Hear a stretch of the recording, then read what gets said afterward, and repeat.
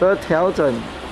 的工厂跟 warehouse。ISO 901 ，ISO 1。In addition to ISO 9001, they have also been certified of ISO 14001,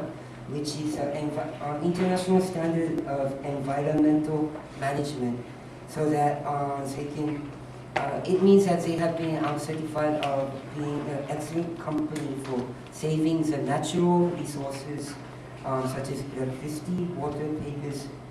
and not wasting the materials so much to the environment. 在日本来讲呢，能够拿到这个 ISO 9001跟 ISO 14001呢，是一个就是功劳是不简单的，因为不是说普通，好像在马来西亚的话，这种是能够拿到的话，就是属于是说很高级，就是你要扫遍很多的部门。然后在这边的话呢，在日本的话呢，它如果能够拿到的话，它不管在这个基本设施啊、卫生管理啊，还有那些电啊、那些全部的基本设施都做得非常的好，才能够得到这个品牌的这个证书的。